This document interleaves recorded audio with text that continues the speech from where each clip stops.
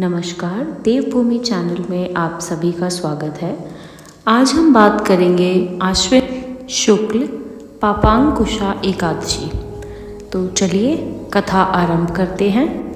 यह कथा आप 14 अक्टूबर को सुन रहे हैं। आज के दिन यह कथा अवश्य ही सुननी चाहिए।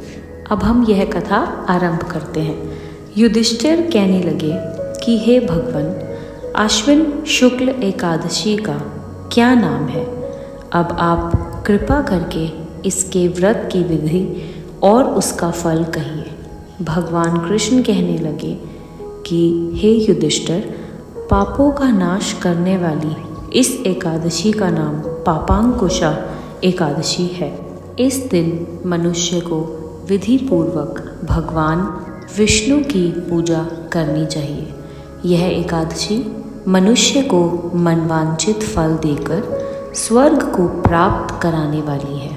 मनुष्य को बहुत दिनों तक कठोर तपस्या करने से जो फल मिलता है, वह फल भगवान गरुड़ ध्वज को नमस्कार करने से प्राप्त हो जाता है।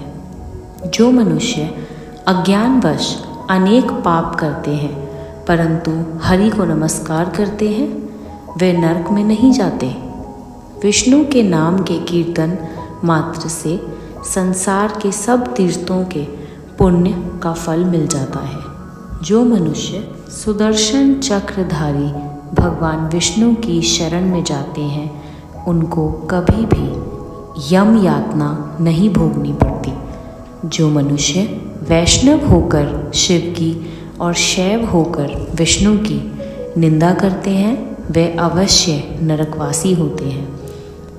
सहस्त्रों वाजपेय और अश्वमेघ यज्ञों से जो फल प्राप्त होता है, वह एकादशी के व्रत के 16वें भाग के बराबर भी नहीं होता। संसार में एकादशी के बराबर कोई पुण्य नहीं। इसके समान पवित्र तीनों लोकों में कुछ भी नहीं। इस एकादशी जैसा पुण्यदायी व्रत कोई भी नहीं है। जब तक मनुष्य भगवान विष्णु की एकादशी का व्रत नहीं करते हैं, तब तक ही उनकी देह में पाप वास कर सकते हैं। यह एकादशी स्वर्ग, मोक्ष, आरोग्यता, सुंदर स्त्री तथा अन्न और धन देने वाली है। इस एकादशी व्रत के बराबर गंगा, गया, काशी, कुरुक्षेत्र और पुष्कर भी पुण्यवान नहीं है। हरिवासर तथा एकादशी का व्रत करने और जागरण करने से मनुष्य विष्णु पद को प्राप्त होता है। हे राजेंद्र, इस व्रत को करने वाले 10 पीढ़ी मातृपक्ष की और 10 पीढ़ी पितृपक्ष की, 10 पीढ़ी स्त्री पक्ष की तथा 10 पीढ़ी मित्र पक्ष का उद्धार कर देते हैं। वह दिव्य देह धारण कर चतुर्भुज रूप हो, पीतांबर पहने और हाथ में माला लेकर गरुड़ पर चढ़कर विष्णु लोक को जाते हैं। हे नृपोत्तम, बाल्यावस्था, युवावस्था और वृद्धावस्था में इस व्रत को करने से पापी मनुष्य भी दुर्गति को प्राप्त न होकर सद्गति को प्राप्त होता है।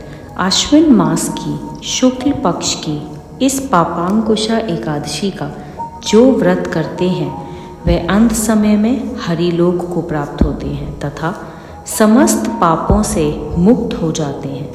सोना, तिल, भूमि, गौ, अन्न, जल, छत्री तथा जूती दान करने से मनुष्य यमराज को नहीं देखता।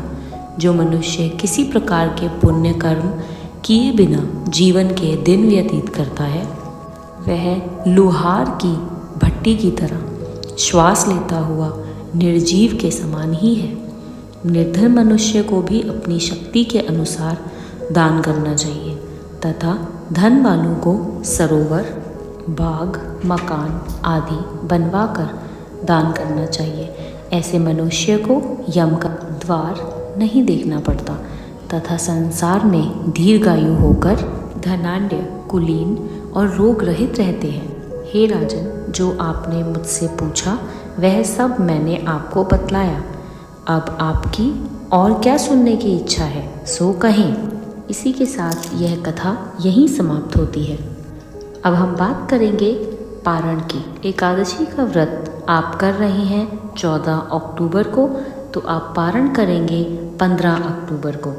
पारण के दिन आपको सूर्योदय से पहले उठकर स्नान करके भगवान का पूजन करके भगवान को भोग लगाना चाहिए। और पारण के दिन आप पीले चावल का भोग लगाते हैं और ओम नमः भगवते वासुदेवाय का मंत्र बोलना चाहिए।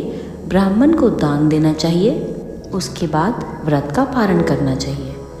पारण के समय की बात करते हैं तो पारण का शुभ मुहूर्त है 15 अक्टूबर प्रातः सूर्य उदय से 8:30 तक।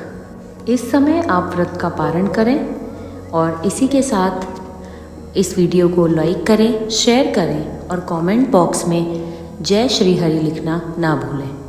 भगवान आपकी सभी मनोकामनाएं पूरी करें। जय श्री हरि।